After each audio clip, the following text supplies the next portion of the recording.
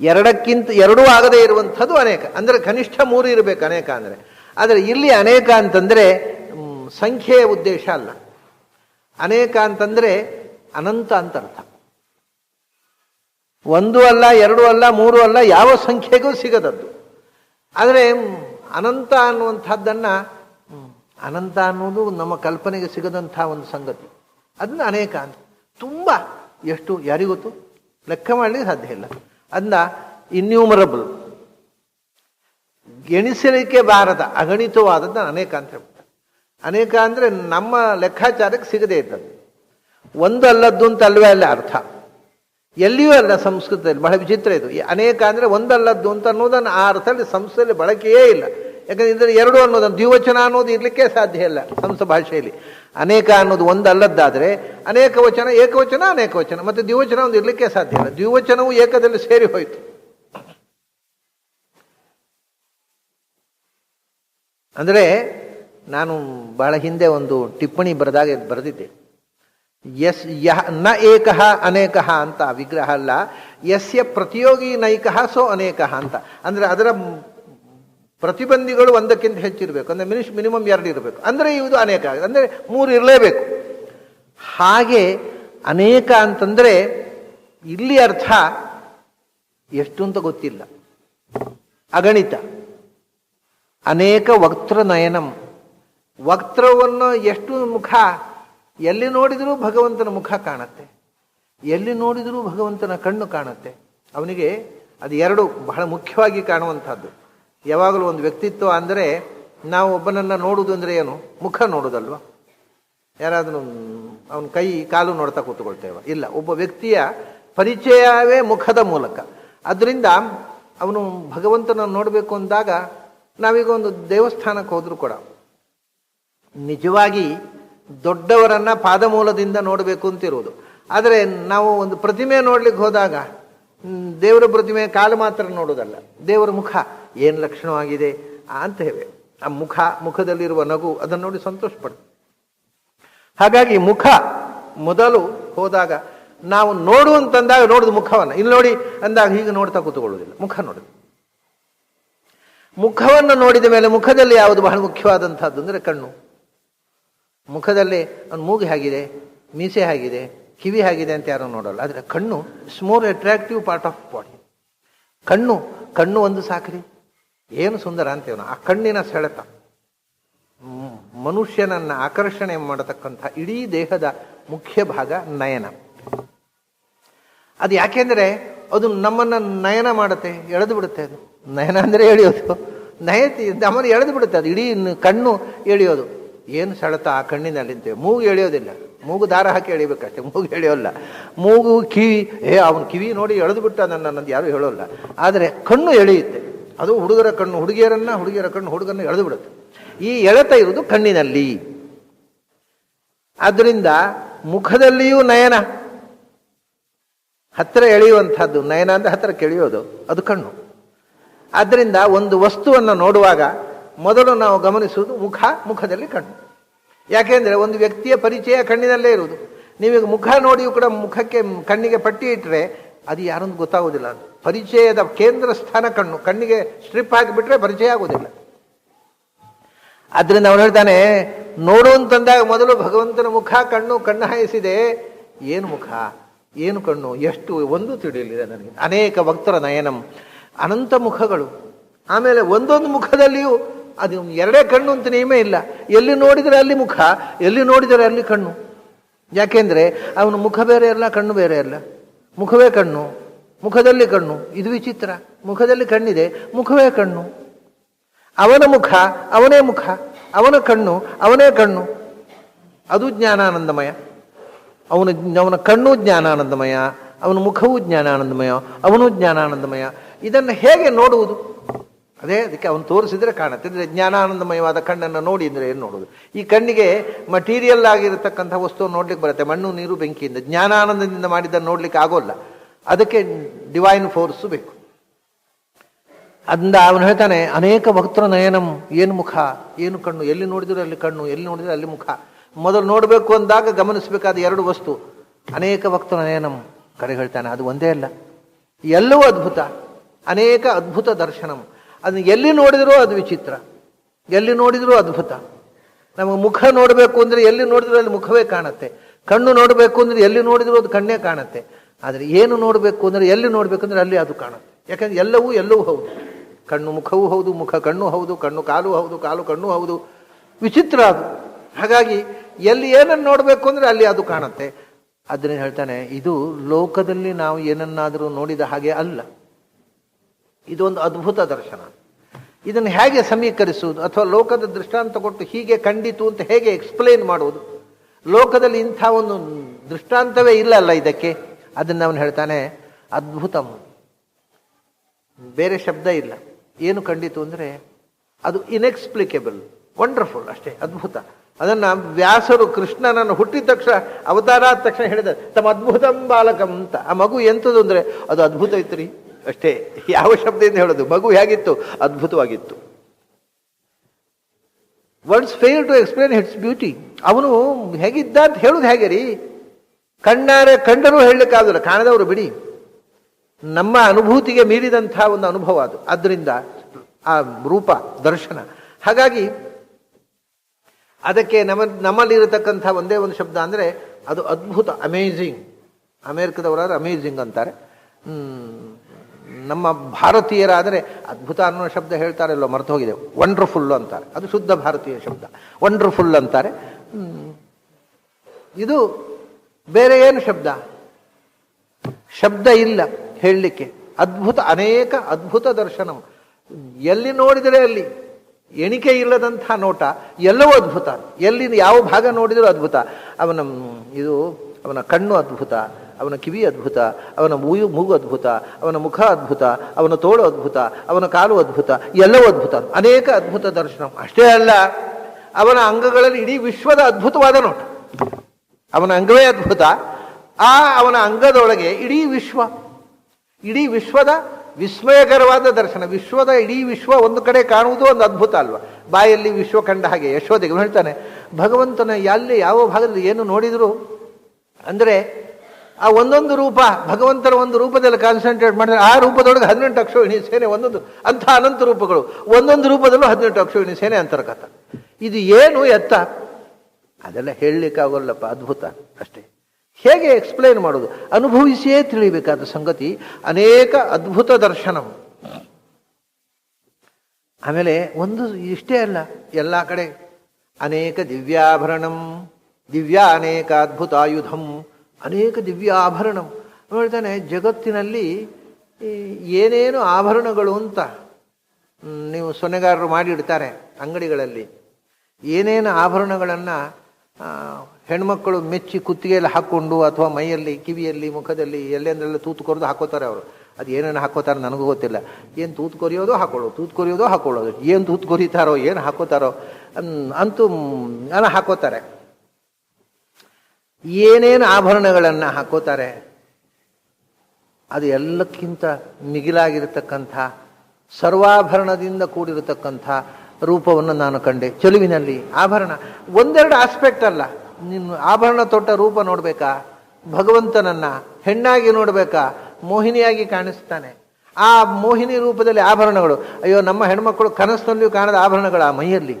ಏನು ಆಭರಣ ಅದು? ಯಾವ ಸೊನ್ನೆಗಾರರು ಮಾಡಿಸಿದ್ದು ಹೇಳ್ರಿ, ನಾವು ಮಾಡಿಸ್ತೀವಿ. ನಿಮ್ಗೆ ಯಾವ ಅಂಗಡಿಯಲ್ಲಿ ತೊಗೊಂಡು ಚಿನ್ನದ ಅಂಗಡಿ ಅಡ್ರೆಸ್ ಕೊಡ್ರಿ ಅಂದರೆ ದಿವ್ಯ ಅಂದರು. It is divine, it is not made of earthen, ಯಾವುದೇ ಮಟೀರಿಯಲ್ನಿಂದ ಮಾಡಿದ್ದಾರೆ. ಇಟ್ಸ್ ನಾಟ್ ಮಟೀರಿಯಲ್ ಆಭರಣ.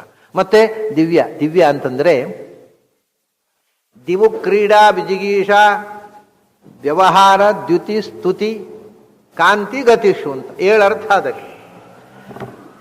ಆಮೇಲೆ ಈಗ ಸ್ವಪ್ನ ಮೋದ ಕಾಂತಿ ಗತಿಷು ಅಂತ ಈಗ ವ್ಯಾಕರಣದ ಪುಸ್ತಕದಲ್ಲಿ ಮತ್ತೆರಡು ಸೇರಿಸಿದ್ದಾರೆ. ಅದು ಮತ್ತೆ ಕೆಲಸ ಇಲ್ಲದಿದ್ದವರು ಸೇರಿಸಿದ್ದು. ಮೂಲಭೂತವಾದಂಥ ಧಾತುಪಾಠ ದಿವು ಕ್ರೀಡಾ ವಿಜಿಗೀಷ ವ್ಯವಹಾರ ದ್ಯುತಿ ಸ್ತುತಿ ಕಾಂತಿ ಗತಿಷು ಅಂತ. ದಿವ್ಯಾಭರಣ ಅಂದರೆ ಅದು ಭಗವಂತನ ಲೀಲೆ. ಅದು ಸೊನ್ನೆಗಾರನ ಲೀಲೆ ಅಲ್ಲ, ಭಗವಂತನ ಲೀಲೆ. ಅವನ ಇಚ್ಛಾಶಕ್ತಿಯಿಂದ ಅವನ ಸ್ವರೂಪಭೂತವಾದ ಆಭರಣ ಅದು. ಆಭರಣವು ಜ್ಞಾನಾನಂದಮಯ. ಆಮೇಲೆ ದಿವ್ಯ ಅಂತಂದರೆ ಡಿವೈನ್, ಅಪ್ರಾಕೃತ. ಅದು ಪ್ರಾಕೃತವಾಗಿರತಕ್ಕಂಥ ಬಂಗಾರದಿಂದ ಮಾಡಿದ್ದಲ್ಲ. ಅದು ಜ್ಞಾನಾನಂದಮಯವಾದ ಆಭರಣ. ಆಮೇಲೆ ದಿವ್ಯ ಅಂತಂದರೆ ಸ್ತುತಿ, ಸಮಸ್ತ ವೇದಗಳು ಸ್ತುತಿಸ್ತಕ್ಕಂಥ ಆಭರಣ, ಸರ್ವವೇದ ಪ್ರತಿಪಾದ್ಯವಾಗಿರತಕ್ಕಂಥದ್ದು, ಸಮಸ್ತ ಜ್ಞಾನಿಗಳಿಂದ ಸ್ತುತ್ಯವಾದದ್ದು, ಅಪ್ರಾಕೃತವಾದದ್ದು, ಆಮೇಲೆ ಭಗವಂತನ ಲೀಲಾವಿಭೂತಿಗೆ ಸಂಬಂಧಪಟ್ಟದ್ದು ಅನ್ನೋ ಅರ್ಥದಲ್ಲಿ ದಿವ್ಯ ಅನ್ನೋ ಶಬ್ದವನ್ನು ಬಳಸ್ತಾರೆ. ಇದು ಇಷ್ಟ ಅರ್ಥದಲ್ಲಿ ದಿವ್ಯ. ಮತ್ತೆ ದಿವ್ಯ ಅಂದರೆ ಇನ್ನೊಂದು ಸರ್ವೋತ್ಕೃಷ್ಟವಾದದ್ದು. ಭಗವಂತನೂ ಸರ್ವೋತ್ತಮ, ಅವನ ಆಭರಣವೂ ಸರ್ವೋತ್ಕೃಷ್ಟ. ಅದರಿಂದ ಅದು ಕ್ರೀಡಾರೂಪ ಸರ್ವೋತ್ಕೃಷ್ಟ. ಮತ್ತೆ ಬೆಳಕಿನ ಪುಂಜ ದ್ಯುತಿ, ಪ್ರಕಾಶದಲ್ಲಿ ಯಾವ ಚಿನ್ನವನ್ನು ಮೀರಿಸುವಂತಹ ಪ್ರಕಾಶದಿಂದ ತುಂಬಿರುವಂತಹದ್ದು, ಎಲ್ಲ ಶಾಸ್ತ್ರಗಳಿಂದ ಎಲ್ಲ ಜ್ಞಾನಿಗಳಿಂದ ಸ್ತುತ್ಯವಾಗಿರತಕ್ಕಂಥದ್ದು, ಜ್ಞಾನಾನಂದಮಯವಾದದ್ದು, ಅಪ್ರಾಕೃತವಾದದ್ದು, ಅದು ದಿವ್ಯ. ಇದು ಇಷ್ಟ ಅರ್ಥದಲ್ಲಿ ದಿವ್ಯ. ದಿವ್ಯ ಅನೇಕ ದಿವ್ಯಾಭರಣಂ, ದಿವ್ಯ ಅನೇಕ ಅದ್ಭುತ ಆಯುಧಂ, ಅನೇಕ ದಿವ್ಯಾಭರಣಂ, ಎಲ್ಲವೂ ಲೋಕವಿಲಕ್ಷಣವಾಗಿರತಕ್ಕ ಜ್ಞಾನಾನಂದಮಯವಾದಂಥ, ನಾವು ಕನಸಿನಲ್ಲೂ ನೋಡಲಾರದ, ಕೇಳಲಾರದ, ಕಲ್ಪಿಸಲಾರದ ಆಭರಣಗಳಿಂದ ತುಂಬಿದ ಚೆಲುವಿನ ರೂಪ ನೋಡಬೇಕು ಅಂದರೆ ಅದು ಕಾಣ್ತಾ ಇದೆ. ಎಲ್ಲಿ ನೋಡಿದರೆ ಅಲ್ಲಿ ಭಗವಂತನ ರೂಪಗಳಲ್ಲಿ ಇದೊಂದು ಆಸ್ಪೆಕ್ಟು. ದಿವ್ಯಾನೇಕ, ಒಂದು ಕಡೆ ಆಭರಣ ಅಂದರೆ ಆಭರಣ ತೊಟ್ಟು ಸೌಂದರ್ಯದ ಸೀಮೆಯಾಗಿ ಹೆಣ್ಮಕ್ಕಳನ್ನು ಮರಳು ಮಾಡಿಸ್ತಕ್ಕಂತಹ ಸ್ತ್ರೀ ರೂಪ.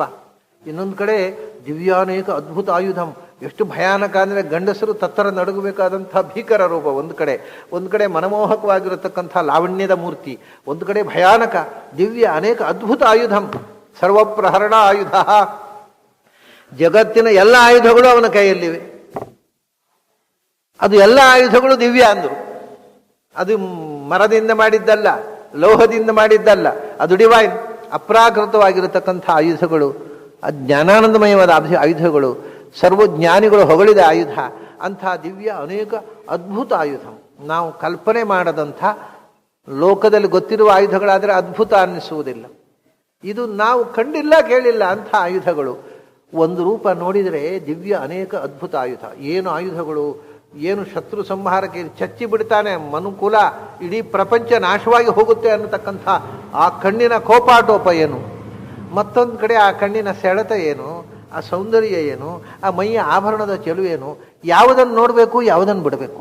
ಭಗವಂತನ ಒಂದೊಂದು ಕಡೆ ಒಂದೊಂದು ರೀತಿಯಿಂದ ಕಾಣಿಸ್ತಾ. ಇಲ್ಲಿ ನೋಡಿದರೆ ಆ ಚೆಲುವಿನ ಸೌಂದರ್ಯದ ಪರಾಕಾಷ್ಠೆ, ಈ ಕಡೆ ನೋಡಿದರೆ ಆ ಪೌರುಷದ ಪರಾಕಾಷ್ಠೆ. ಮುಗಿದು ಹೋಯ್ತು ನಮ್ಮ ಕಥೆ, ನೋಡಲಿಕ್ಕೆ ಭಯ ಆಗತ್ತೆ. ರೂಪಂ ಪ್ರಭೋ ಸಂಹಾರ ಸಂಹಾರ ಅಂತ ಕೂಗ್ತಾನೆ ಮುಂದೆ ಅರ್ಜುನ. ಸಾಕು ಕೃಷ್ಣ ಸಾಕು, ಸಂಹಾರ ಮಾಡು, ಉಪಸಂಹಾರ ಮಾಡು. ಯಾಕೆ ನೋಡ್ಲಿಕ್ಕೆ ಆಗ್ತಾ ಇಲ್ಲ, ನನಗೆ ಹೆದರಿಕೆ ಆಗತ್ತೆ. ಅಂಥ ಒಂದು ಚೆಲುವು, ಅಂಥ ಒಂದು ಉಗ್ರತೆ, ಎಲ್ಲ ಭಾವಗಳ ಸಮಗ್ರ ಅಭಿವ್ಯಕ್ತಿ ಮಾಡಿ ನಿಂತು ಬಿಟ್ಟಿದ್ದಾರೆ ಭಗವಂತ. ಅದನ್ನು ದಿವ್ಯಾನೇಕ ಅದ್ಭುತ ಆಯುಧಂ. ಆಮೇಲೆ ದಿವ್ಯ ಮಾಲ್ಯಾಂಬರಧರಂ, ದಿವ್ಯ ಗಂಧಾನುಲೇಪನಂ ಹೇಳ್ತಾರೆ. ನೋಡಿದರೆ ಹೂವಿನ ಮಾಲೆ, ಏನು ಹೂಗಳು, ಎಲ್ಲಿ ಹೂವುಗಳು, ಯಾವ ತೋಟದ್ದು, ಯಾರು ಗ್ರಾಫ್ಟಿ, ಯಾರು ಗಾರ್ಡನರು, ಎಲ್ಲಿಯ ಹೂವು ಇದು ದಿವ್ಯ ಅಂದರು. ನೀನು ಲೋಕದಲ್ಲಿ ಕಾಣಲಾರೆ. ಭಗವಂತ ಸೃಷ್ಟಿ ಮಾಡಿದ ಹೂಗಳೇ. ಇವತ್ತು ನಾವು ಅಂಗಡಿಯಲ್ಲಿ ನಾನಾನಮಯ ಹೂಗಳನ್ನು ನೋಡ್ತೇವೆ, ಅದನ್ನು ನೋಡಿ ಮರಳಾಗ್ತೇವೆ, ಕೊಂಡ್ಕೊಳ್ತೇವೆ. ಆದರೆ ನಿಮಗೆ ಗೊತ್ತಿದೆ, ನಾನು ಹಿಂದೆ ಹೇಳಿದ್ದೆ, ಹಿಮಾಲಯದಲ್ಲಿ ಭೀಮಸೇನ ಸೌಗಂಧಿಕ ಹೂ ತಂದಲ್ಲ, ಆ ಜಾಗದಲ್ಲಿ ವ್ಯಾಲಿ ಆಫ್ ಫ್ಲವರ್ಸ್, ಅಲ್ಲಿ ಹೋದರೆ ಪ್ರಪಂಚದಲ್ಲಿ ಎಲ್ಲಿಯೂ ಕಾಣದಂಥ ಅದ್ಭುತವಾದ ಹೂಗಳು. ಯಾರು ಸೃಷ್ಟಿ ಮಾಡಿದ್ದು? ಯಾವ ಗಾರ್ಡನ್? ಭಗವಂತನ ಉದ್ಯಾನ, ಭಗವಂತನ ಸೃಷ್ಟಿ ಮಾಡಿದ್ದು. ಯಾರೂ ಗಾರ್ಡನರ್ ಇಲ್ಲ ಇವತ್ತು ಪ್ರಪಂಚದಲ್ಲಿ. ಯಾರೂ ಅಂಥ ಹೂಗಳನ್ನು ಬೆಳೆಸಲಿಲ್ಲ.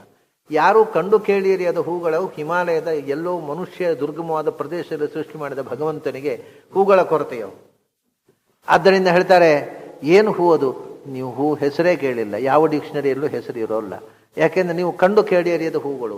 ಆ ಹೂವಿನ ವಿನ್ಯಾಸದ ವೈವಿಧ್ಯ ಏನು, ದಿವ್ಯ ಮಾಲ್ಯ ಅಂಬರ ಬಟ್ಟೆಗಳ ವಿನ್ಯಾಸ ಏನು, ಏನೇನು ಅವನ ಆ ಪೀತಾಂಬರ ಬಟ್ಟೆಗಳ ಬಣ್ಣ ಏನು, ಎಲ್ಲವೂ ಡಿವೈನ್, ಎಲ್ಲವೂ ಜ್ಞಾನಾನಂದಮಯ. ಯಾವುದು ಮಟೀರಿಯಲ್ ಅಲ್ಲ, ಅಂಗಡಿಯಲ್ಲಿ ತಂದದ್ದಲ್ಲ.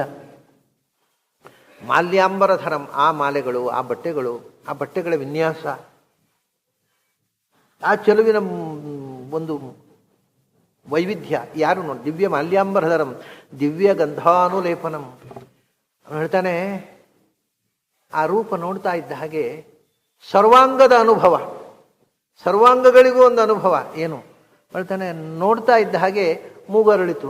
ಮೂಗು ಯಾಕೆ ಅರಳಿತು ಅಂದರೆ ಏನು ಕಂಪೋದು, ಸ್ಮೆಲ್, ಗಂಧ, ಏನು ಸುಗಂಧ, ಅದು ಊದುಬತ್ತಿ ಹತ್ತಿಟ್ಟು ಸುಗಂಧ ಅಲ್ಲ, ಭಗವಂತನ ಮೈಯಿಂದ ಜ್ಞಾನಾನಂದಮಯವಾದ ಗಂಧ ಬರ್ತಾ ಇದೆ.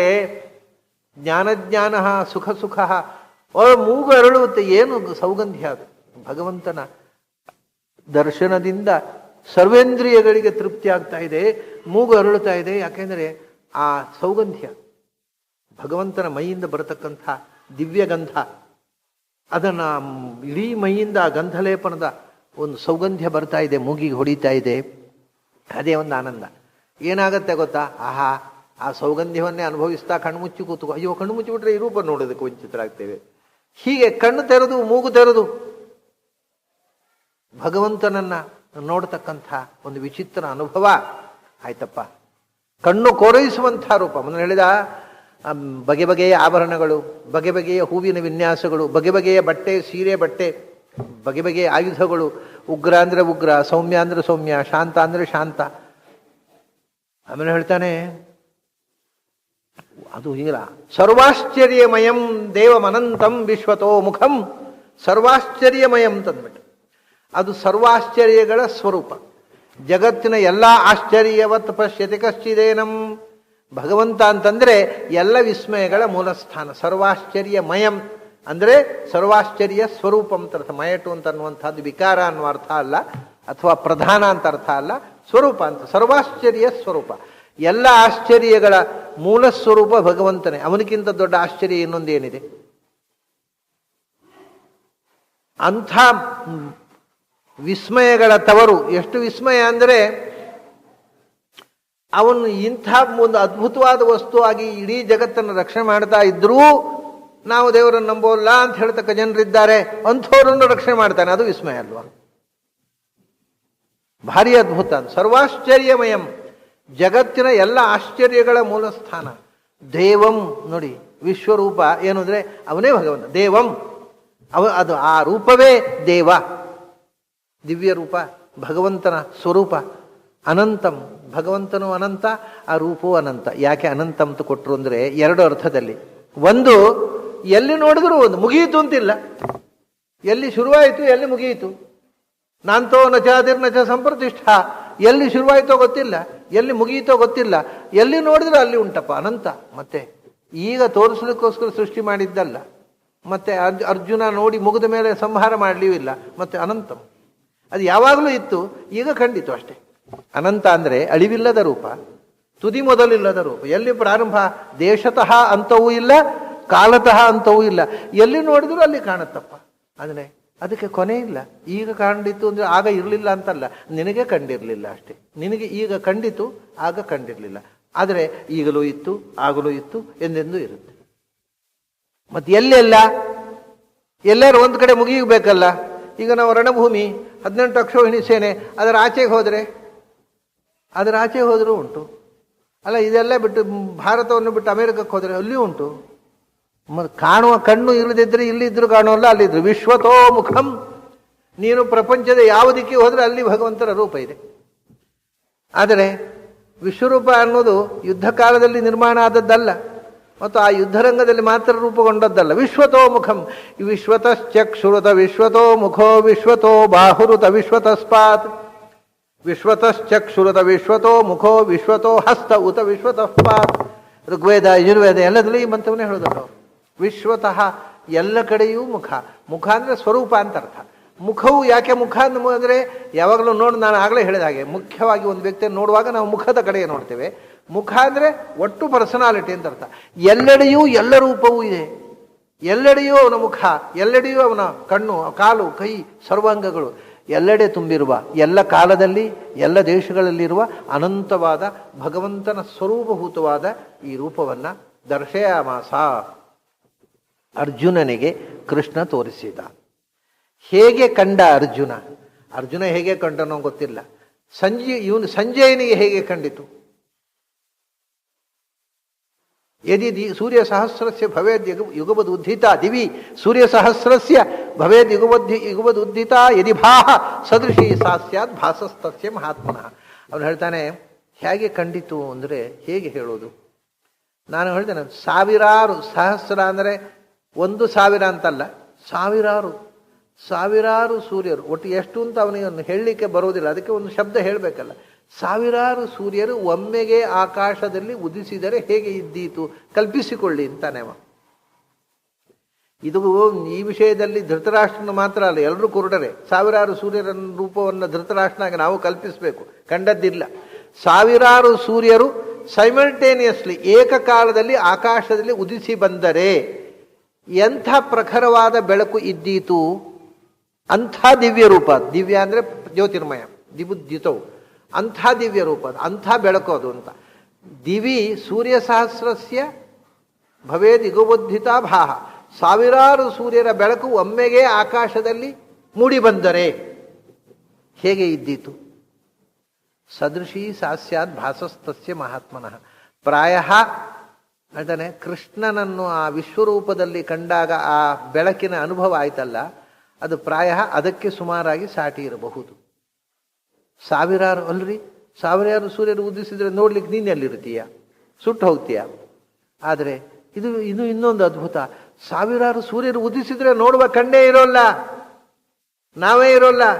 1000 ಬೇಡ, 100 ಸೂರ್ಯರು ಉದಿಸಿದ್ರು ಭೂಮಿಯಲ್ಲಿ ಬದುಕಲಿಕ್ಕೆ ಸಾಧ್ಯ ಇಲ್ಲ, ಸುಟ್ಟು ಭಸ್ಮ. 10 ಸೂರ್ಯರು ಉದಿಸಿದ್ರೆ ಭೂಮಿಯಲ್ಲಿ ಬದುಕಲಿಕ್ಕೆ ಸಾಧ್ಯ ಇಲ್ಲ. ಬಟ್ ಸಾವಿರಾರು ಸೂರ್ಯರ ಬೆಳಕು ಅಂದರೆ ಎಂಥದ್ದು?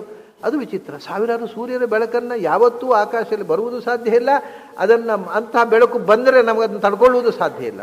ಆದರೆ ಇದರ ವಿಶೇಷ ಏನು ಅಂದರೆ, ಸಾವಿರಾರು ಸೂರ್ಯರ ಪ್ರಖರ ಬೆಳಕು ಕಾಣುತ್ತಯ್ಯ. ಯಾಕೆಂದರೆ ಇದು ಒಳಗಣ್ಣಿಗೆ ಕಾಣೋದಿಲ್ಲ, ಕಾಣುತ್ತೆ, ಕಂಡರೂ ಕೂಡ ಸುಡೋದಿಲ್ಲ, ಭಾರಿ ತಂಪೋದು.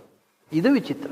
ಸಾವಿರಾರು ಸೂರ್ಯರ ಬೆಳಕು ಕಾಣುತ್ತೆ, ಆದರೆ ಚಂದ್ರಪ್ರಕಾಶಕ್ಕಿಂತಲೂ ತಂಪೋದು. ಆದ್ದರಿಂದ ಅದು ಸುಡೋದೇ ಇಲ್ಲ. ಎಷ್ಟು ಸಾವಿರ ಅಲ್ಲ, ಇನ್ನು 10,000 ಸೂರ್ಯರು ಉದಿಸ್ರಿ ಯಾರು. ಯಾಕಂದರೆ ಆ ತಂಪಿನ ಅನುಭವದಿಂದ ಮೈಮರೆತು ಬಿಡುತ್ತೇವೆ ನಾವು. ದಿವಿ ಸೂರ್ಯ ಸಹಸ್ರಸ್ಯ ಭವೇದ್ ಯುಗಪದುದ್ಧಿತ ಇದಿ ಭಾಹ. ಆದರೆ ಆ ಭಾಹ ಬೆಳಕು ಉಂಟಲ್ಲ, ಅದು ಚಂದ್ರನ, ಸಾವಿರಾರು ಚಂದ್ರರು ಉದಿಸಿದರೆ ಆಗುವಂಥ ತಂಪು ಎಂಥದ್ದು? ಅಂಥ ತಂಪಾದ ಕಣ್ಕುಕ್ಕುವ ಪ್ರಕಾಶ, ಆದರೆ ಸುಡುವ ಪ್ರಕಾಶ ಅಲ್ಲ. ಆ ಪ್ರಖರತೆ ಅಷ್ಟಿದೆ, ಆದರೂ ತಂಪೋದು. ಸೂರ್ಯನ ಬೆಳಕು ಚಂದ್ರನ ತಂಪು ಒಟ್ಟಿಗೆ ಸೇರಿದರೆ ಹೇಗಾಗುತ್ತೆ? ಅದು ಭಗವಂತನ ದರ್ಶನದ ಅನುಭೂತಿಯ ಒಂದು ತುಣುಕು. ಅಂಥ ಆನಂದ, ಆ ತಂಪಿನ ಅನುಭವ, ಅಂಥ ವಿಚಿತ್ರವಾಗಿರತಕ್ಕಂಥ ಅನುಭವ ನನಗೂ ಆಯಿತು. ನಾನು ನೋಡಿದೆ, ಸಾವಿರಾರು ಸೂರ್ಯನು ನನ್ನ ಕಣ್ಣು ಮುಂದೆ ಉದಿಸಿದಾಗ ಆಯ್ತಪ್ಪ, ತಂಪಾಯಿತು, ಆನಂದವಾಗಿ ನೋಡ್ತಾ ನಿಂತು ಬಿಟ್ಟೆ ನಾನು ಅಂತ ಸಂಜೆಯ